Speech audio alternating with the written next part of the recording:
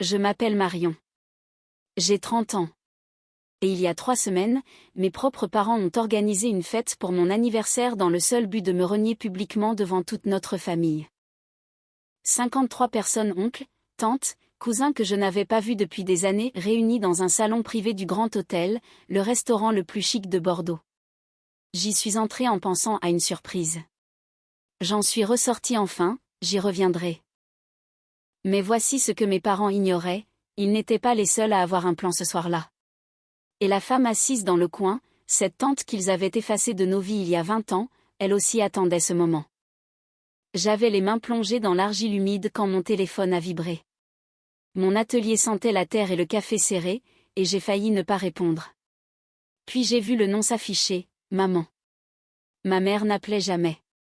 Elle envoyait des SMS brefs, secs, qui ressemblaient à des ordres de mission. Alors, quand son nom a illuminé l'écran, mon estomac s'est noué. J'ai essuyé mes mains sur mon tablier et j'ai décroché. Marion? Sa voix était comme du miel, douce, presque chaleureuse. C'était le premier signal d'alerte. J'espère que je n'interromps pas ton petit passe-temps. Je travaille, maman. Qu'est-ce qui se passe?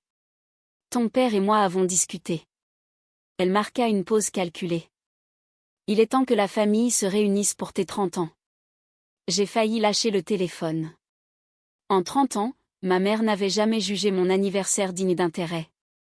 La plupart du temps, elle l'oubliait. Pour mes 25 ans, j'avais attendu près du téléphone toute la journée. Personne n'avait appelé. Ni elle, ni papa, ni Mathilde. Un dîner de famille? Me suis-je entendu dire. Pour mon anniversaire? Toute la famille veut te voir. Son ton s'est durci imperceptiblement. Ne sois pas en retard. Samedi, 19h. Au Grand Hôtel. Le Grand Hôtel. L'endroit le plus cher de la ville. Là où mes parents avaient annoncé l'admission de Mathilde à l'internat de médecine. Là où ils célébraient tout ce qui comptait pour eux. Je serai là, ai-je dit. Bien. Elle raccrocha. Je suis restée plantée dans mon atelier, le téléphone encore collé à l'oreille, écoutant le vide. Mes mains tremblaient, laissant des traces de terre sur l'écran. Quelque chose clochait. Mais l'espoir, cette chose traîtresse et têtue, murmurait au fond de mon esprit, peut-être qu'ils ont changé. Peut-être que cette fois, ce sera différent. J'aurais dû écouter mon instinct. 2 jours plus tard, Mathilde a débarqué à l'atelier. Elle n'était jamais venue. Pas une seule fois en 3 ans. Mais elle était là, sur le pas de la porte, dans son trench coat impeccable, regardant autour d'elle comme si elle venait de débarquer dans un pays sous-développé. C'est mignon ici, dit-elle. Ce n'était pas un compliment. Qu'est-ce que tu veux, Mathilde? Elle ramassa un vase en céramique, le retourna, et le reposa sans soin. J'ai réfléchi à la maison de grand-mère. Voilà. La vraie raison. La villa du Cap Ferret n'est pas à vendre. Elle reste telle qu'elle, Mathilde. Elle me regarda enfin, le regard vide. Elle est inoccupée alors que ma clinique croule sous les dettes. Grand-mère me l'a laissée. C'était sa décision. La mâchoire de Mathilde se crispa. Grand-mère est morte. Elle n'a plus besoin d'une vue sur le bassin d'Arcachon. Mais moi, j'ai besoin de capital. La famille a besoin de cet argent. J'ai posé mon ébauchoir avec précaution. C'est dans cette maison que grand-mère m'a appris à tourner mon premier bol. Ce n'est pas juste de l'immobilier pour moi. Mon Dieu, tu es tellement sentimentale. Elle leva les yeux au ciel. C'est exactement pour ça que maman et papa. Elle s'arrêta net. Pourquoi maman et papa quoi? Elle sourit, ce sourire de façade qu'elle réservait à ses patients. Rien. Oublie. Viens juste au dîner samedi. Maman a des projets. Le mot resta suspendu dans l'air. Des projets? Répétai-je. MHM. Elle se dirigeait déjà vers la porte. À samedi, Serette. Mais quelque chose de chic. Toute la famille t'observera. La porte claqua. Je restais pétrifiée au milieu de mes tours de potier, ces mots résonnant dans ma tête. Toute la famille t'observera. Des projets? Dans quoi m'étais-je embarquée? Je n'ai pas fermé l'œil. Je ne pensais qu'à la maison, à grand-mère. Elle s'appelait Rose. Rose Castel, et elle était la seule personne de cette famille qui m'avait fait sentir que j'avais de la valeur. J'avais 15 ans le premier été où elle m'a emmenée dans cette villa. Mes parents m'avaient expédiée là-bas. Trop difficile, disait-il. A besoin de discipline. Je suis arrivée en colère, boudeuse, prête à tout détester. Mais Rose n'a pas essayé de me réparer. Elle m'a juste tendu une boule d'argile. Tes mains créent, Marion. Elle guidait mes doigts sur le tour, sa voix douce couvrant le bruit des vagues. C'est un don que ta mère ne comprendra jamais. C'était la première fois qu'on qualifiait quelque chose chez moi de don. Pas un problème, pas une déception, mais un don. Chaque été après ça, j'y retournais. Nous faisions de la poterie, marchions sur la plage au lever du soleil.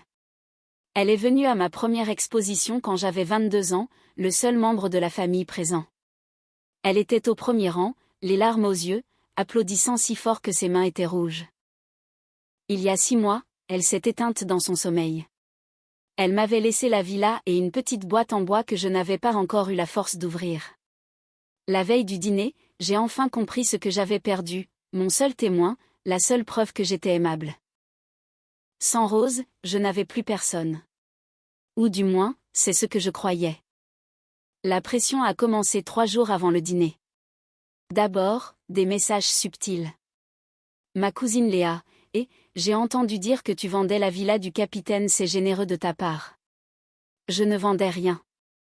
Qui lui avait dit ça? Puis mon père a appelé. Sa voix était glaciale.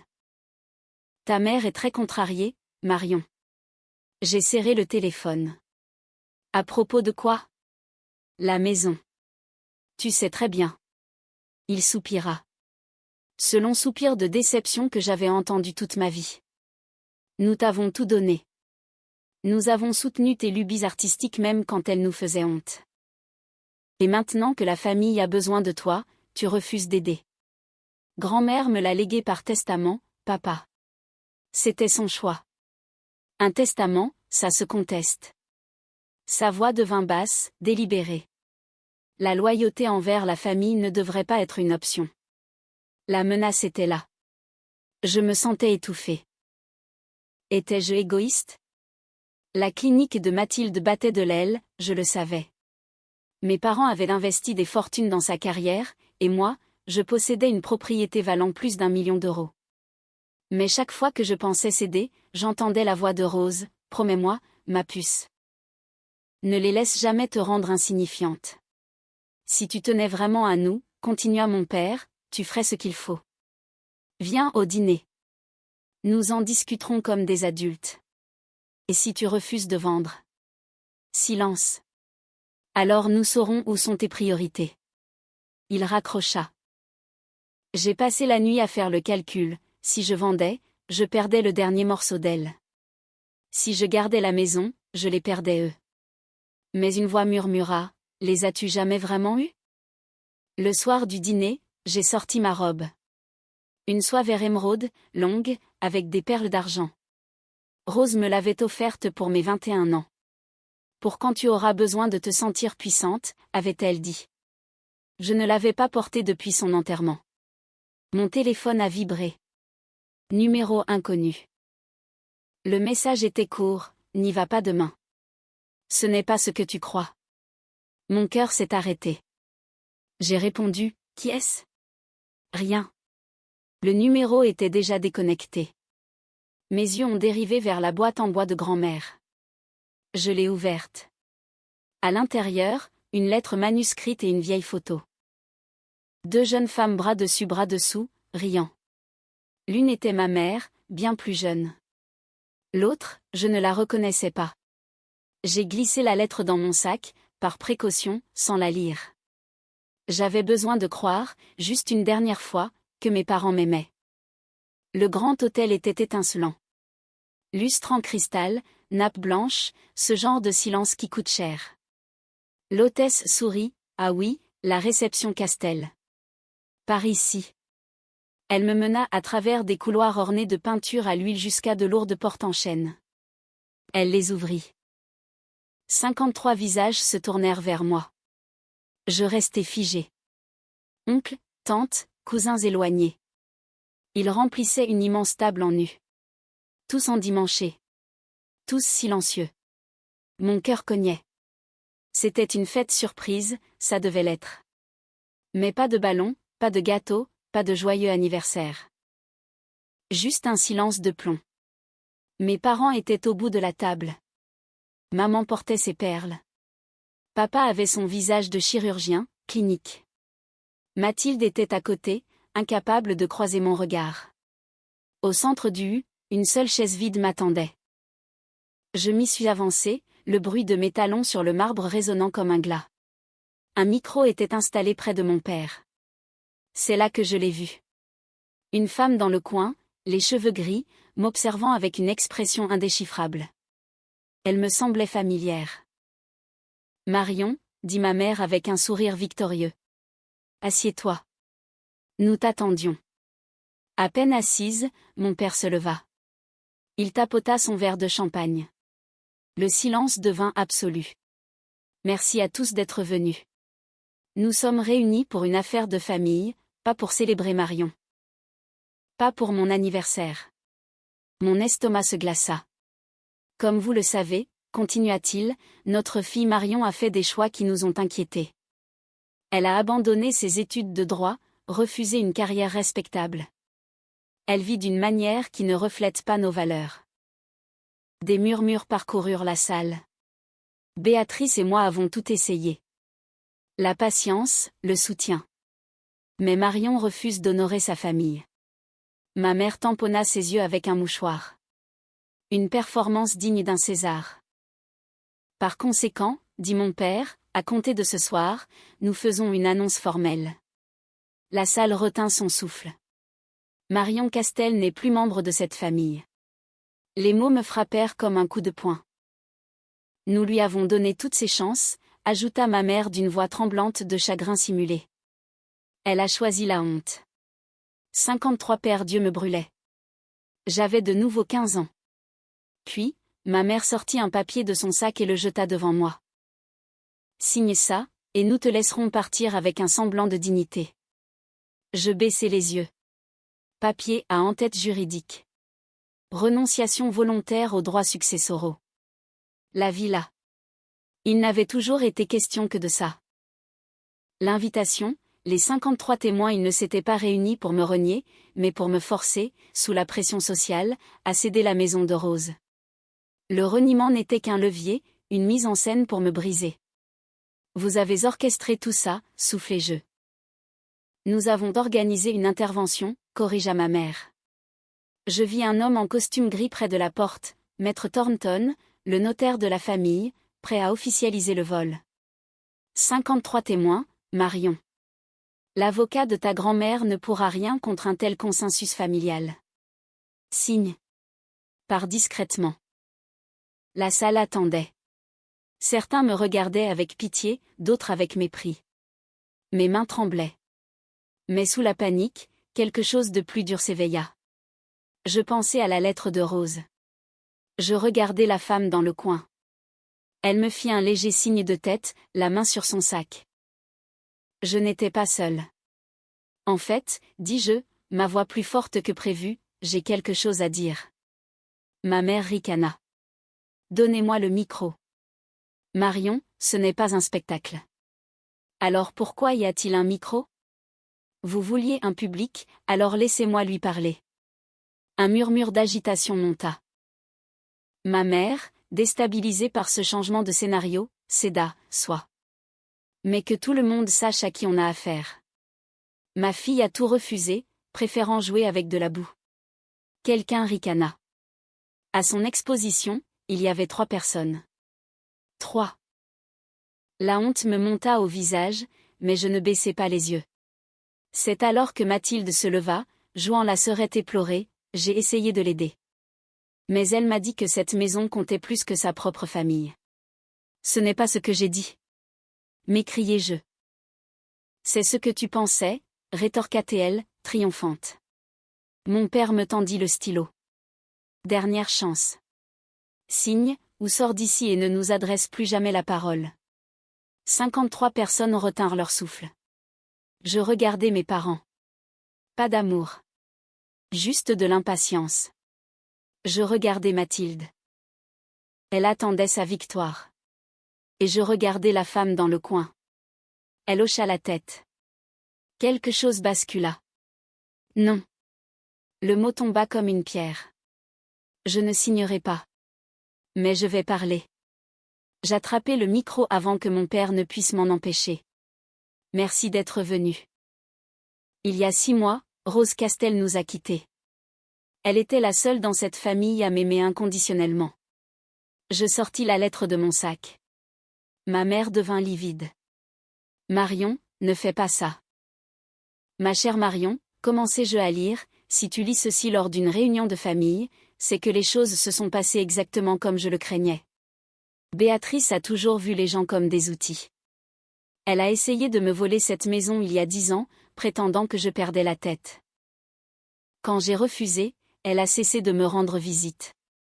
Un hoquet de surprise parcourut l'assemblée. Je savais qu'elle recommencerait avec toi. Elle utilisera la culpabilité. Elle te fera te sentir petite. Mais tu ne le es pas. Et cette maison est la preuve que quelqu'un t'a aimé sans condition. J'ai laissé autre chose aussi. Quelque chose que ta mère ignore. Cherche ta tante Patricia. Mon autre fille, celle que Béatrice a effacée il y a 20 ans. La salle explosa en chuchotements. Une autre fille? Béatrice a une sœur? La femme dans le coin se leva. Patricia a l'épreuve de tout ce que Béatrice a fait. Je baissai la lettre. La femme s'avança. Bonjour Béatrice, dit-elle. Ça fait 20 ans. Je t'ai manqué? Ma mère était pétrifiée. Patricia s'approcha de la table. Maman m'a invitée avant de mourir. Elle m'a dit, quand Béatrice passera à l'attaque, sois là pour Marion. Tu n'as rien à faire ici, cria ma mère. Tu as été bannie. J'ai été bannie parce que j'ai découvert que tu piochais dans les comptes de maman, que tu imitais sa signature et que tu l'isolais. Les murmures devinrent des exclamations.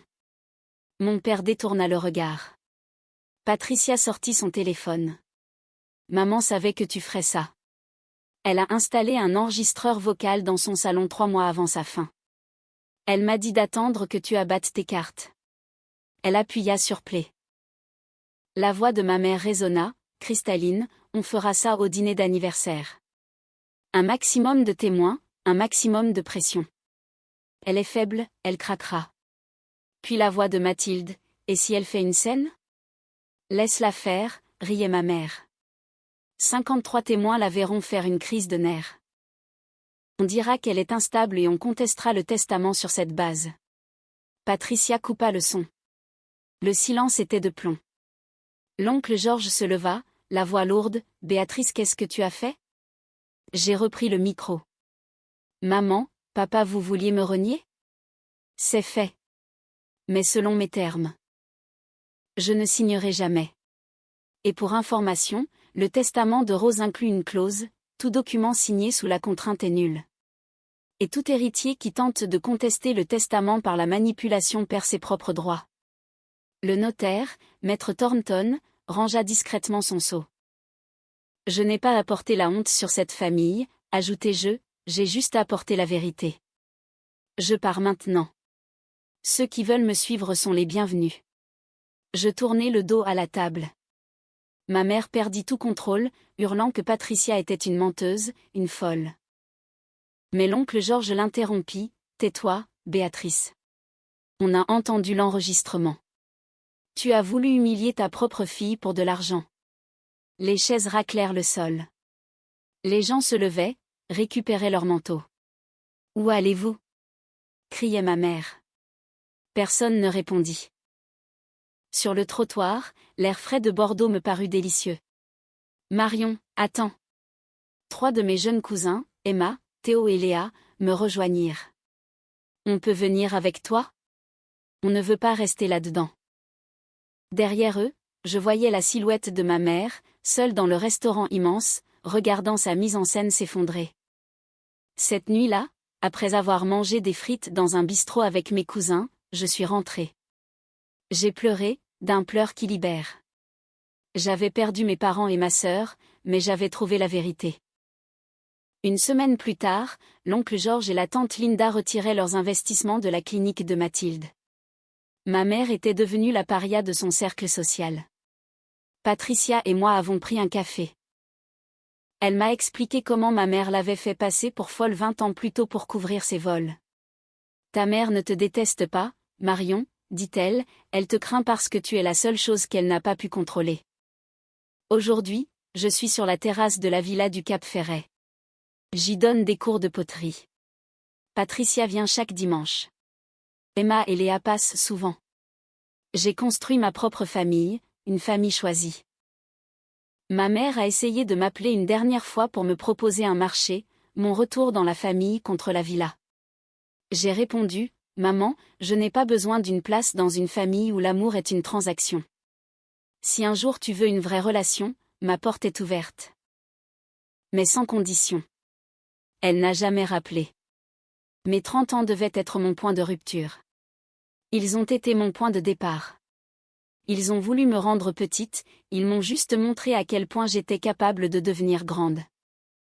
Et c'est ça, la plus belle des revanches, vivre une vie magnifique, selon ses propres termes. Cette histoire est un rappel puissant que les liens du sang ne justifient jamais la toxicité ou l'abus émotionnel. Dans de nombreuses cultures, et particulièrement dans certains milieux bourgeois en France, l'image de la famille parfaite est souvent utilisée comme une arme pour étouffer l'individualité et contrôler les héritages. Marion a eu le courage de briser le silence, aidée par une alliée inattendue et la sagesse posthume de sa grand-mère. Parfois, perdre sa famille officielle est le seul moyen de trouver sa véritable famille, celle que l'on choisit et qui nous respecte. La manipulation financière au sein des familles est un sujet tabou mais bien réel. Si vous vous reconnaissez dans ce combat pour l'indépendance et le respect de vos limites, sachez que vous n'êtes pas seul. Le courage de Marion nous montre que la vérité finit toujours par éclater, surtout quand elle est portée par ceux qui n'ont plus peur de perdre des apparences trompeuses. Et vous, qu'en pensez-vous ? Avez-vous déjà dû fixer des limites strictes avec votre famille pour protéger votre santé mentale ? Pensez-vous que Marion a eu raison de ne pas pardonner immédiatement à sa mère malgré son appel final ? Partagez